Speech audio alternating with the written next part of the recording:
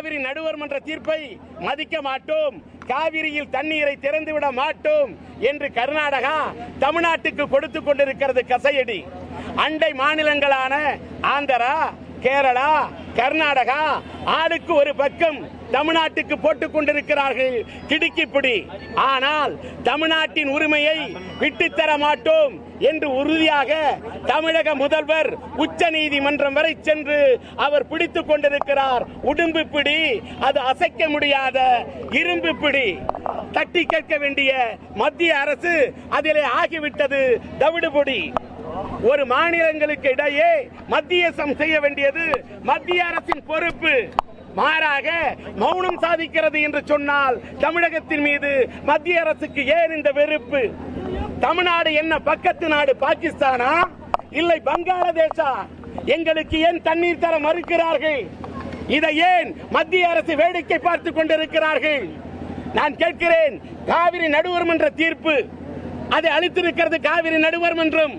அதன் தீர்ப்புக்கு மரியாதை இருக்கிறதா இல்லையா என்று நடத்த வேண்டும் போல் இருக்கிறது பட்டிமன்றம். எங்கே போய் கொண்டிருக்கிறது இந்திய நாடு?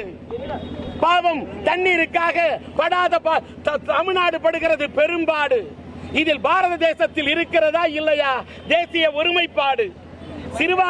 சிறுவாணி நதிக்கு குறுக்கே அணை கட்ட தமிழ்நாட்டிடம் ஒப்புதலை பெறாமலே கேரள அரசுக்கு வழங்கலாமா அனுமதி?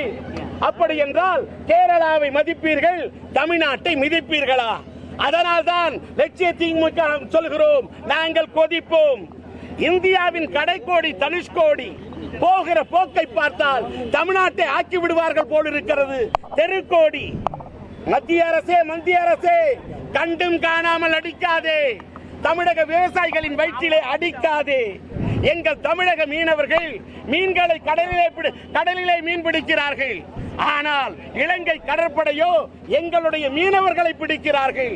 இதை பார்த்துக் கொண்டு இந்திய ராணுவம், இந்திய அரசு மௌனத்தை கடைபிடிக்கிறார்கள். அதனால்தான் எங்கள் லட்சத்திமுகவினர் இங்கே கொடி பிடிக்கிறார்கள்.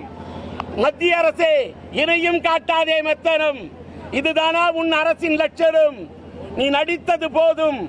அதனால்தான் மத்திய அரசை சுட்டிக்காட்டி இந்த கண்டன ஆர்ப்பாட்டத்தை வட சென்னையின் சார்பிலே இங்கே நடத்தி கொண்டிருக்கின்றோம்.